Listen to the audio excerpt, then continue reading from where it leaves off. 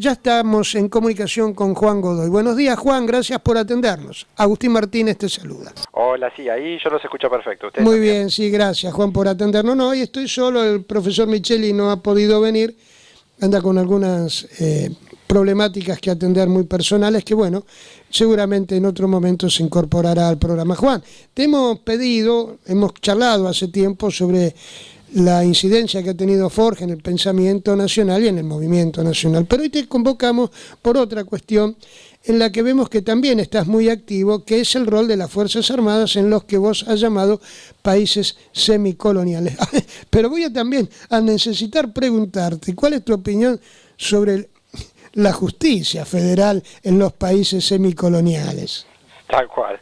Bueno, antes que nada, un gusto estar charlando de nuevo con ustedes y bueno, sí, para hablar un poquito de las Fuerzas Armadas, pero me parece bien lo que vos planteabas, primeramente la cuestión de la justicia, ¿no? Digo, momentos bastante asiagos para nuestra patria, evidentemente con una justicia totalmente ligada al poder político, ¿no? Actuando como persecución de cualquiera que ose oponerse a cualquiera de las medidas de despojo de la patria, al fin y al cabo, que son las que está llevando a cabo el gobierno, ¿no? Digo, es evidente, ¿no?, que en un país semicolonial, justamente, que se caracterizan los países semicoloniales, ¿no?, por tener una independencia, pero que es una independencia meramente formal, podríamos decir, ¿no? Nosotros podemos tener nuestros símbolos patrios, nuestras fiestas patrias y demás, pero la realidad dista mucho de ser una realidad independiente, porque en realidad dependemos siempre de algún centro de poder, podríamos decir, ¿no? Nuestra estructura económica está profundamente extranjerizada. Y es sobre esa estructura económica que se monta el aparato jurídico, ¿cierto? O sea, el aparato jurídico se monta sobre una estructura económica dependiente y lo que va a hacer es afianzar la dependencia, ¿no? Porque nosotros mayormente nos ligamos en general cuando hablamos de la dependencia económica, la ligamos rápidamente también a la dependencia cultural, ¿sí? Es decir, los instrumentos culturales que invisibilizan la dependencia, ¿no? Pero dentro de esta superestructura cultural que se erige sobre la dependencia económica, también se erige una estructura jurídica, ¿sí?, que lo que va a hacer mayormente es cimentar jurídicamente la dependencia, ¿no? Entonces no es casual que en un país semicolonial la justicia actúe como garante del orden dependiente, podríamos decir, ¿no?, como garante de este orden semicolonial, ¿cierto? Sí, yo coincido con vos en la apreciación y además lamento que en el momento con más fuerza de participación popular que se dio, que yo recuerdo fue a los finales del 82 y en el 83 durante los inicios del gobierno de Alfonsín, no nos permitió alumbrar nuevas instituciones que dieran, digamos, contención y desarrollo a las legítimas demandas, no solo como tales, como cuestiones de derechos, sino como instituciones paridas por el pueblo.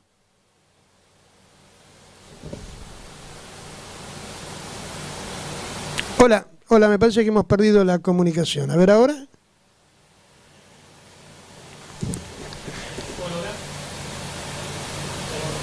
Se cortó la comunicación. Bueno, vamos a volver a ver si intentamos comunicarnos con Juan. Hoy a veces él está trabajando en la Universidad Nacional Arturo Jaureche, es docente de esa casa de altos estudios, así es que a veces las comunicaciones o las situaciones van cambiando, son dinámicas y nos impiden mantener, como en este caso, un contacto más fluido y como sería necesario y merecedor para la audiencia de estos temas que estamos tratando. A ver ahora, Juan, ¿nos escuchás? Se cortó la comunicación. Se cortó la comunicación, estamos viendo a ver cómo podemos hacer para... ¿Ahora? Hola. Sí, ahora, ¿me escuchás? Ahí sí, ahora escucho de nuevo. Bueno, decía... No sé si había empezado a salir algo de lo que estaba diciendo. Sí, claro, sí, y coincidíamos. Yo te comentaba además que fue una lástima, y sigue siéndolo, que hayamos recuperado solo la vida institucional y no la democracia. Sí, exactamente, ¿no? Exactamente, ¿no? O sea, es decir, del 83 para acá mayormente hemos tenido una democracia tutelada por los grupos económicos de poder, ¿no? Grupos económicos que tienen, podríamos decir nosotros, poder de veto, ¿no? Digo, tienen poder de veto sobre las medidas de los gobiernos populares o poder de darle el visto bueno a las medidas de los gobiernos antipopulares, ¿no?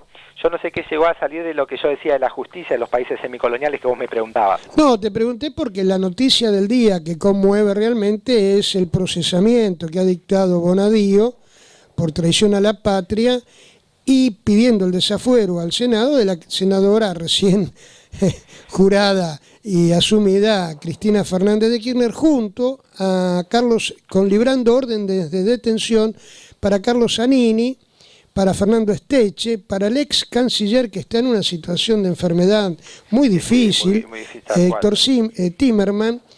Y vos te das cuenta allí que más allá de que cualquier basamento jurídico que pueda tener Bonadío, lo que hay es un encarnizamiento con quienes han tenido una participación muy activa e importante en el gobierno nacional, pero además instalando, me parece a mí, por eso te lo consultaba, una suerte de posverdad respecto de la muerte de Alberto Nisman.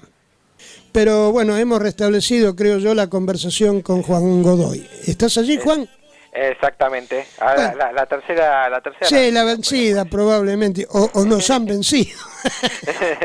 eso nunca. Claro. Pero yo decía entonces, digo, para retomar, digo, ¿no? Sí, claro. La justicia en los países semicoloniales, ¿no? Yo lo que venía diciendo, no sé bien qué salió, pero lo recapitulo de nuevo, no era más. Cuestión que los países semicoloniales son estos, como eso sí dice que salió porque vos me lo comentabas, los que se caracterizan por tener una independencia meramente formal, ¿cierto?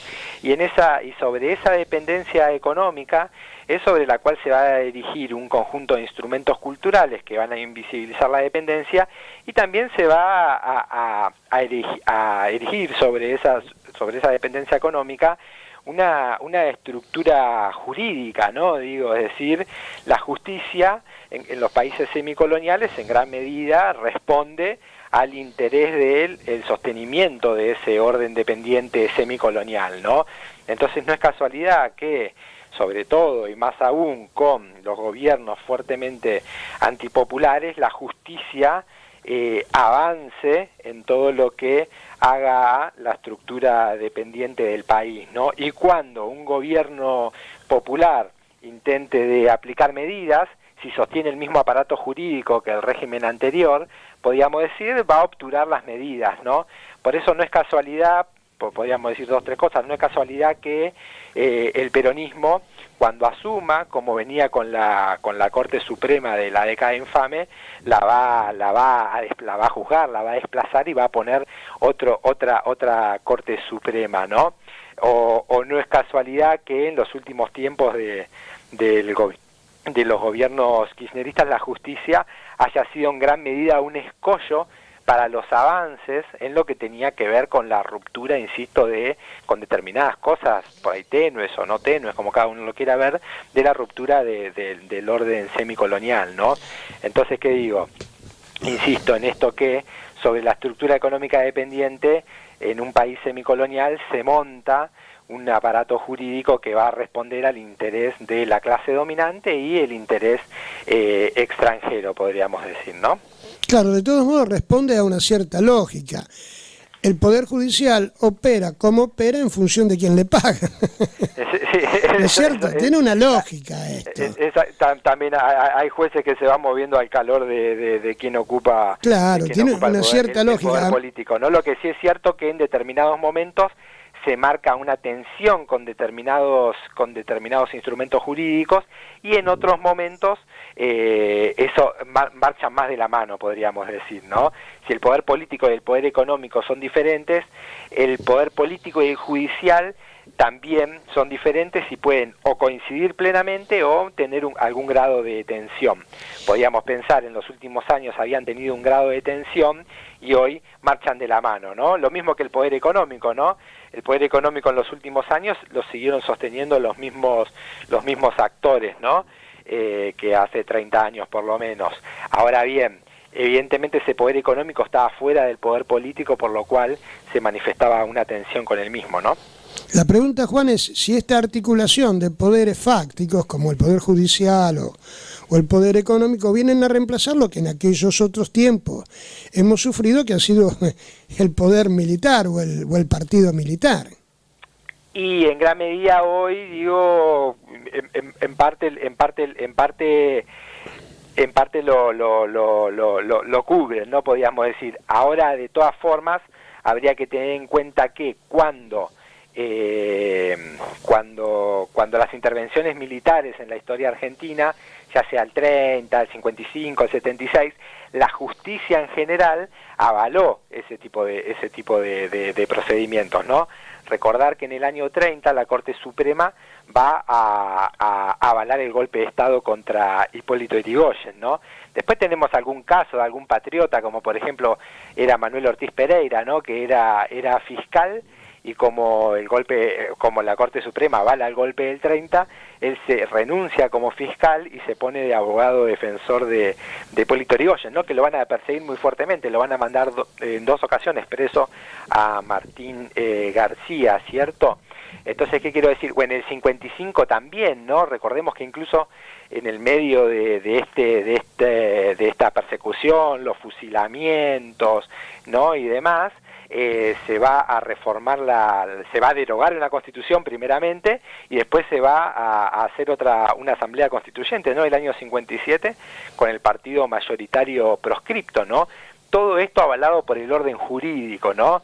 Podríamos decir, la justicia y las balas avanzaban de la mano, ¿no? De la mano, digo. De la mano, claro. Hoy, digo, el instrumento represivo, como bien vos decís, no interviene así, por lo menos directamente, pero sí lo judicial sigue actuando quizás de la misma forma. Sí, a lo mejor ese mismo aparato judicial, que ya no va de la mano con el poder militar, toma de la mano a las fuerzas públicas y les permite, digamos, o encubre asesinatos que evidentemente no se pueden ni siquiera imaginar y mucho menos soportar en una comunidad, por lo menos no digo organizada, pero en vías de organización.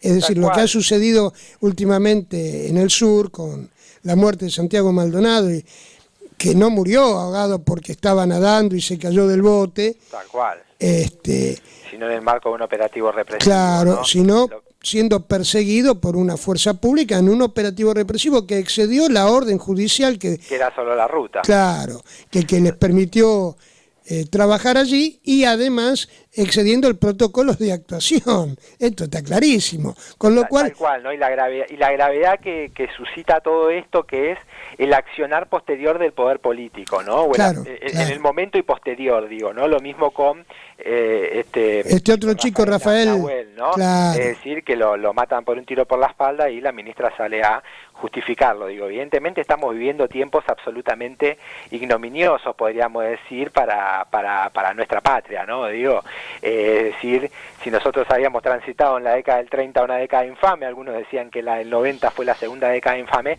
ahora estamos en tránsito de la tercera década infame, que esperemos que no sea una década, ¿no? Porque si es una década, la Argentina hay que ver cómo termina, ¿no? Sí, yo creo que realmente con grandes dolores corporales en el sentido de cuerpo de nación, pero también me parece a mí con al menos una actitud inicial de negación. Pareciera ser que, bueno, es habitual, yo no soy psicólogo, pero digamos, parece ser que la sociedad reacciona primero negando el fenómeno, ¿no? El otro día leía, vos que sos sociólogo seguramente lo sabrás mejor que yo, que James Packard hace ya muchos años empezó a ahondar en la conducta del consumidor, ¿verdad? Y ahora, el otro día leía cómo cierto sector, digamos, del progresismo intentaba explicar esta sucesiva derrota del campo nacional a través de lo que ellos llamaban el marketing dirigido hacia el cerebro reptiloide. Claro. Sí. No es nueva, ¿no? No, claro que no. Culturales, ¿no? Digo, en ese sentido, como lo manifestábamos justamente anteriormente, ¿no? sí hay algo ahí que hay. Fermín Chávez decía que primero las crisis argentinas eran ontológicas, decía, después eran sociales, culturales y en última instancia económicas, ¿no? Y a mí me resulta interesante, porque él dice, primero, la crisis es ontológica, o sea, tiene que ver con el mismo ser, digo, ¿no? Tiene que ver con el ser nacional, podríamos decir, ¿no? Claro. Y yo creo, o por lo menos uno tiene la esperanza, que todas estas infamias que han sucedido a lo largo de estos 2 años vayan haciendo mella en una crisis ontológica del pueblo argentino, ¿no? Porque esta idea de que cuanto peor está la gente, más posibilidades hay de un proceso de transformación, a lo largo de la historia se ha manifestado que en general no necesariamente es así, ¿no? Bueno, si fuera así, gobernaría en todos lados el trotskismo. Tal cual, ¿no? Exactamente, porque tiene que haber un cambio, insisto, ontológico en el ser, ¿no? No es casual que, por ejemplo, en la década infame, digo, mira, relacionamos bastante con la década infame, digo, sí. Por una cuestión de analogía, claro. Evidentemente, ¿no? Pero en esa década infame, Scalabrini Ortiz escribe un librito, apenas arranca, que es El hombre que está solo y espera, ¿no? Uh-huh. Que él lo plantea en términos individuales, pero se puede plantear incluso, él hacia el final lo dice, como un poco en términos colectivos, ¿no? En la década del 30, muy similar a esto, con determinadas particularidades, obviamente, pero muy similar en determinadas cuestiones, hay un ser que está en introspección, hay un ser que se está mirando a sí mismo, ¿no? Digo, este hombre que está solo y espero, podríamos decir, es el hombre argentino que está mirándose a sí mismo. En esos años surge el revisionismo histórico y demás, y hacia el fin de esa década infame, podríamos decir, se encuentra a sí mismo el hombre, el ser nacional, podríamos decir, ¿no? Se va a encontrar y va a producir el 17 de octubre, ¿no? Sí, con la irrupción de las grandes masas en la escena nacional y con una fuerte capacidad de decisión a partir de la empatía con el peronismo. Exacto, por eso entonces digo, ahí insisto en esta idea de la crisis que primero es ontológica, me resulta interesante. Jauretche decía un poco en el mismo sentido que los pueblos aprendían primero lo que no querían y después construían el camino hacia lo que querían, ¿no? Es muy un poco interesante. El 2001, ¿no? El que se vayan todos, ¿no? Sería lo que no queremos, sería en ese momento. Después quedó construir el camino hacia el país que queremos, ¿no? Pero bueno, evidentemente ante este avance, ante esta revancha clasista absolutamente desbocada de la oligarquía argentina, demanda la unidad del campo nacional, ¿no? Sin para duda, oponerse, sin duda. a esto, ¿cierto? Porque sobre y en todo ese marco de unidad, mal acá son los sectores más humildes, ¿no? Claro, decía Juan, y en ese marco de unidad, ¿de qué modo vos sentís tal vez que debieran ser partícipes las Fuerzas Armadas? ¿Estarán en ese gran espacio nacional que es el movimiento? No deben estar, debemos tener Fuerzas Armadas, porque hoy hay todo un debate, sobre todo a partir de lo que ha sucedido, este doloroso episodio del submarino, que todavía no está aclarado, pero que sí ha significado la pérdida de vidas, de 44 vidas humanas y el dolor de familias y de millones de compatriotas que han adherido a ese dolor, que lo asienten como propio. ¿Debemos tener Fuerzas Armadas? ¿Cuál sería el rol, el papel que deben desempeñar?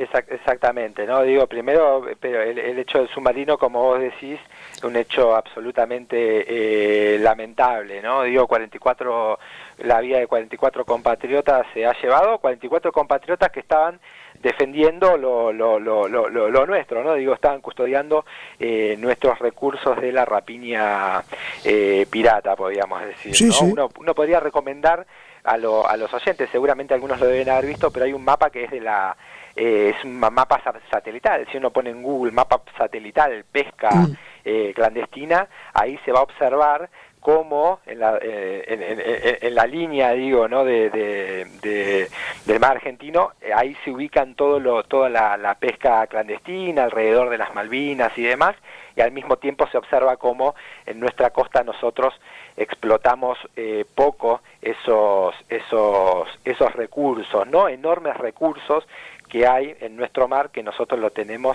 sin explotar, ¿no? Y ahí entra un poco la cuestión de las Fuerzas Armadas que vos me preguntabas, ¿no? Y evidentemente nos debemos un debate en torno al rol de las Fuerzas Armadas que ha quedado muy en evidencia con esto del submarino, ¿sí? Es decir, sobre todo en algunos discursos que circularon en torno a la función de las Fuerzas Armadas, no, sobre todo penetrados por lo que nosotros podíamos denominar como un antimilitarismo abstracto, ¿no? El antimilitarismo abstracto yo lo podríamos definir claramente como un fruto del pensamiento colonial, ¿no? Como es fruto del pensamiento colonial, ha calado fuertemente en lo que sería la izquierda tradicional de la Argentina, ¿no? Y también en muchos sectores del progresismo, ¿no? Porque el progresismo, que vos también ahí lo manifestabas un poco anteriormente, no responde tanto a la lógica del pensamiento nacional, el nuestro, sino responde mayormente a la lógica del pensamiento colonial, ¿no? Porque repite mucho de los vicios de esa matriz de pensamiento, ¿no? Sí, pero que además proviene de una realidad social que es totalmente distinta, porque en general hoy lo que campea como pensamiento progresista es el grancianismo, ¿no? Exactamente, ¿no? Podríamos decir el pensamiento progresista está claramente colonizado pedagógicamente, ¿no? Claro, claro. Y en eso aparece el tema del antimilitarismo abstracto, en la izquierda tradicional y también en el progresismo, ¿no? Esta idea que todo lo que proviene de las Fuerzas Armadas es negativo, ¿no? Es decir, las Fuerzas Armadas, el único rol que tienen es de ser garantes y custodios del orden oligárquico, ¿no? Digo, las Fuerzas Armadas solo como el brazo armado de la oligarquía. ¿Esto qué es?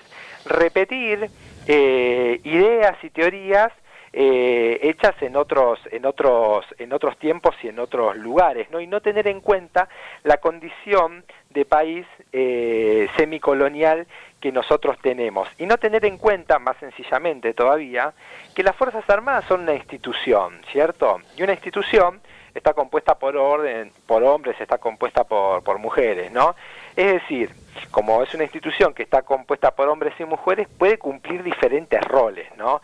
Es decir, puede servir para cimentar la dependencia o bien puede servir para romperla, podríamos decir, ¿no? Claro, es lo mismo que en los sectores civiles, en los sectores militares hay sectores que son revolucionarios, hay sectores que son contrarrevolucionarios, ¿no? O lo podemos pensar lo mismo que en la educación.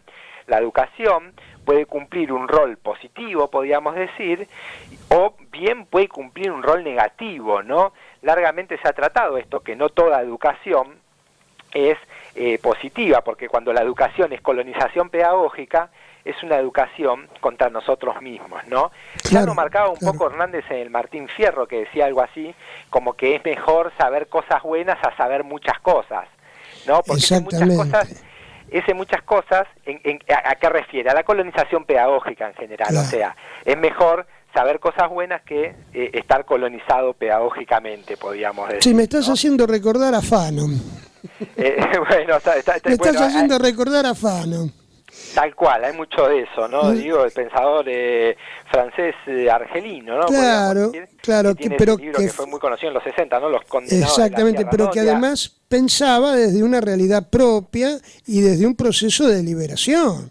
Tal cual. Es decir, hay que establecer una diferencia. Y está muy bien tratado todo el tema del colonizado, ¿no? Claro, digo, por cierto. Ahí sí, plenamente en una colonia plena como era Argelia de Francia, ¿no?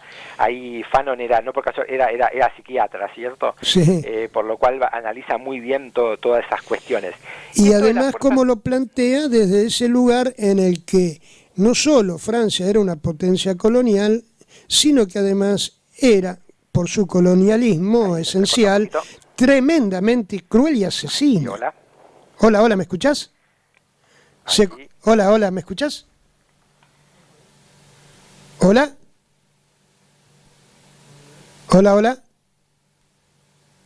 Hola. A ver, ¿me escuchás? Yo escucho de nuevo. Bueno, qué bárbaro. Decía que Fanon se refería desde su perspectiva no solo a Francia como potencia colonial, sino que como identidad colonial, Francia era una potencia asesina. Exactamente. Cruel y asesina.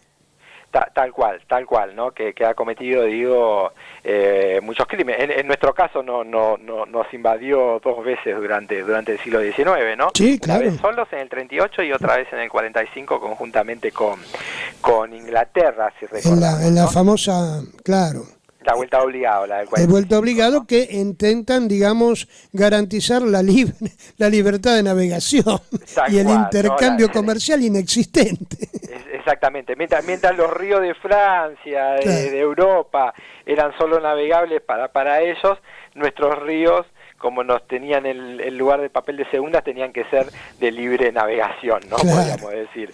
Ahora bien, esto de las Fuerzas Armadas también está muy ligado, me parece que podemos también incorporar el tema, está muy ligado a la cuestión de la posguerra de Malvinas, ¿no? A todo el proceso de desmalvinización, ¿no? Digo, es decir, el proceso fuerte de desmalvinización de también todo lo que proviene de las Fuerzas Armadas es negativo. Por eso a lo largo del regreso de la democracia acá, hemos tenido una política prácticamente nula con respecto a las Fuerzas Armadas, ¿no? Desconociendo, insisto, que en las Fuerzas Armadas, a lo largo de nuestra historia, cuando uno observa nuestra historia, observa que hay 2 vertientes, ¿no? De las Fuerzas Armadas, ¿no? Primeramente, podíamos pensar claramente en la línea nacional, ¿no? Que la podemos arrancar con San Martín, ¿no? Que conforma un ejército, y es interesante porque San Martín conforma un ejército para la patria grande, ¿no? Digo, San Martín conforma un ejército para la liberación continental, no para la ruptura del orden dependiente, ¿cierto? Y ahí mismo, en algún momento a San Martín, la burguesía comercial porteña, ahí donde ya pisaba fuerte Bernardino Rivadavia, lo llama para que venga a reprimir a la montonera de Artigas, ¿cierto? Claro. Lo llama para que venga, y San Martín, ¿qué hace? Se niega sistemáticamente, ¿no? Dice esa frase conocida: yo no voy a desenvainar mi sable para derramar sangre hermana, una cosa por el estilo, ¿no? Pero es interesante porque acá se está definiendo algo que va a aparecer a lo largo de toda nuestra historia, que es, si las Fuerzas Armadas son para la liberación, para la unificación de los pueblos latinoamericanos, o es un ejército para el orden interno y para resguardar los intereses de, en ese caso, la ciudad-puerto, ¿no? Buenos claro, Aires, como lo ¿no? llamábamos en los 70, el brazo armado de la ocupación, ¿no? Exactamente, puede cumplir ese rol, pero también puede cumplir el otro rol, porque lo mismo en el 20, el motín de Arequito, ¿no? El ejército del norte,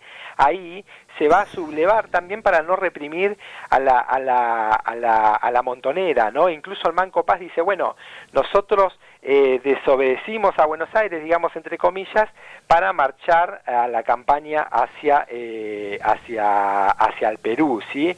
Entonces, bueno, es decir, acá tenemos un ejército de la patria grande. Y también tenemos varios casos, no solo en la Argentina, sino en América Latina, que no es casual. ¿Por qué? Porque América Latina podíamos nosotros tenerla como una gran nación inconclusa, ¿no? Entonces, si uno piensa que las Fuerzas Armadas son solo el brazo represivo, ¿no?, de la oligarquía, evidentemente se pierde una parte importante de la historia argentina y latinoamericana, ¿no? Porque vos, por ejemplo, tenés en México el tipo que retoma la senda de la Revolución Mexicana, la primera... el ingreso de América Latina al siglo XX, ¿no?, en 1910, pero el que retoma ya en la década del 30 la Revolución Mexicana es Lázaro Cárdenas, que venía de las Fuerzas Armadas en México, ¿no? Digo, retoma la reforma agraria, basada en la reforma agraria que había iniciado Emiliano Zapata en el sur de México, ¿no? Después, no sé, podemos tener a Jacobo Arbenz en Guatemala, ¿no?, el primer tipo o el segundo, porque venía el gobierno anterior, es Juan José Arévalo, sí, un tipo muy interesante también, pero entre los dos, pero sobre todo Arbenz, va a romper con la United Fruit Company, ¿no? Esa empresa bananera que tenía más poder que el presidente. Torrijos en Panamá. Tal cual. Y Arbenz, ¿cómo termina? Digo, bombardeado por la CIA, ¿no? En el 54 lo bombardea la CIA y fíjate, lo sacan de la noche a la madrugada, lo obligan a desnudarse y lo mandan al exilio, ¿no? Juan Velasco Alvarado en Perú, claro, ¿no? Claro. Torrijos en Panamá, bueno, el general Torres en Bolivia. En Bolivia, Torres, tal cual, ¿no? Que va a terminar muy mal también, ¿no? Antes en Bolivia también está Gualberto Villarroel, ¿no? Sí, que es fruto de la generación de la guerra del Chaco. Interesante ahí para pensar en relación a Argentina, ¿no? Porque la guerra del Chaco, una guerra absolutamente cruenta, si recordamos, entre Bolivia y Paraguay, pero en realidad más que entre Bolivia y Paraguay lo que se enfrentaban eran las dos petroleras, ¿no? La anglo-holandesa y la norteamericana, ¿no? La Standard y la Shell, ¿cierto? Una por el lado de Paraguay, otra por el lado de Bolivia. Lo que se disputan es la zona petrolera ahí del Gran Chaco, ¿cierto? Claro. Y ahí esa generación es interesante porque esa guerra la pierde Bolivia, la conducción es absolutamente desastrosa, la conducción de esa guerra, pero ahí, en los campos de batalla de Bolivia, esa generación empieza a cimentar fuertemente la conciencia nacional y vuelven de la guerra y hacen una revolución que va a nacionalizar la minería, ¿cierto? Va a nacionalizar las minas que la dominaban 2-3 tipos, era Rothschild, Aramayo y Hochschild, Aramayo y Patiño, ¿no? Y Patiño, esos tipos que tenían más poder, sobre todo Patiño, como vos recordás que tenía más poder también que el Estado boliviano. Sí, que el propio ¿no? Estado boliviano, claro. Es Villarroel, ¿no? Y cómo termina colgado en un farol en la plaza pública, ¿no? Esto es 1946, ¿sí? Ya pleno siglo XX. En la misma plaza pública que en 1809 había sido colgado Domingo Pedro Murillo por haberse insurreccionado contra el orden dependiente, ¿no? Esa plaza incluso se llama Murillo y 150 años después lo cuelgan de ahí a Villarroel. Y si pensamos en nuestro país, tenemos una línea nacional muy, muy fuerte que se va a ligar al desarrollo industrial también. Aparece, por ejemplo, Mosconi, creador de YPF, Juan Ignacio San Martín, uno de los principales creadores de la industria aeronáutica, ¿no? Y en base a eso va a crear también la industria automotriz, sobre todo en la provincia de Córdoba. Claro, en la provincia de Córdoba, donde aparece un auto hermosísimo que se llamaba el auto justicialista. Creador de la industria siderúrgica. Luis Ernesto Vicat, un tipo no tan conocido quizás, pero que en el año 25 da un discurso en el círculo militar y propone la industrialización del país. Dice, nosotros, para tener plantea la hipótesis de que la Argentina ingrese en guerra con otro país, ¿no? Entonces ahí dice, bueno, si nosotros ingresamos en guerra con otro país, ¿qué posibilidades tenemos de triunfar? Y dice, pocas posibilidades tenemos de triunfar por dos cosas, porque no manejamos nuestra estructura económica y porque no tenemos industria propia. Entonces propone la industrialización en el año 25, cuando nadie la proponía, ¿no? Y así tenemos muchos, Perón, Valle, Tanco, si pensamos más acá... Claro, y además tenemos un territorio muy extenso, muy rico en recursos naturales que en cada día van a ir escaseando más, según todas las previsiones, y que de alguna manera, aunque no sean ejércitos de ocupación los que pudieran intentar quedarse con esos recursos, está claro que hay fuertes poderes fácticos, corporativos, que sí ya lo han tomado como política. Se cortó.